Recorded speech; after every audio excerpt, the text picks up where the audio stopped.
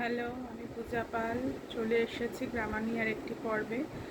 আজ হচ্ছে আলোচনা করব অ্যাডভার্ব নিয়ে। অনেক ছাত্রছাত্রী ভার্ব অ্যাডজেক্টিভ পাইলেও অ্যাডভার্বে এসে গুলিয়ে ফেলে। অ্যাডভার্ব কি, কোথায় বসে, কেন বসে, সব কেমন যেন গোলমাল হয়ে যায়, তাই তো? চিন্তা করো না, আমি পূজা কিছুক্ষণের মধ্যেই আমি তোমাদের এই জিনিসটি খুব সহজভাবে, মানে অ্যাডভার্বটা কি, কোথায় বসে, কেমন হয়, এইসব বিষয়ে বিস্তারিত বুঝিয়ে দেব, যা তোমরা কখনো ভুলতে পারবে না।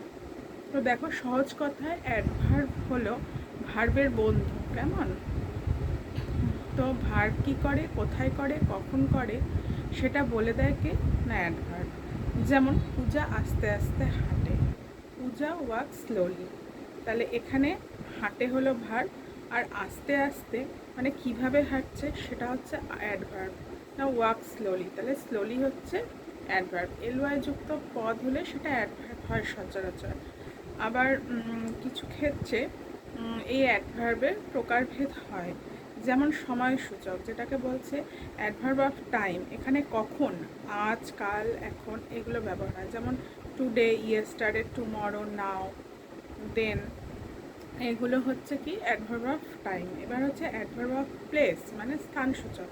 কোথায়, এখানে, ওখানে, ইয়ার, দিয়ার, এগুলো হচ্ছে কি না অ্যাডভার্ব অফ প্লেস। আর ধরনসূচক মানে হচ্ছে অ্যাডভার্ব অফ ম্যানার। কিভাবে, ধীরে, দ্রুত গতিতে, মানে স্লোলি, ফাস্ট, হ্যাপিলি, এইভাবে চলতে থাকে, এগুলো হচ্ছে অ্যাডভার্ব অফ ম্যানার। তাহলে তোমরা বুঝতে পেরেছো? যদি বুঝে থাকো তাহলে কমেন্টে লেখো আমি কাল যাব, আই উইল গো টুমরো।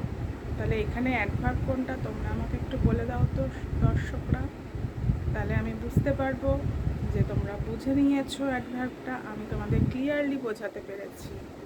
কেমন? সঙ্গে থাকো এবং অবশ্যই আমার চ্যানেলটা সাবস্ক্রাইব করে নিও, অ্যান্ড একটা লাইক দিও, শেয়ার করো অ্যান্ড কমেন্ট করো। Thank you.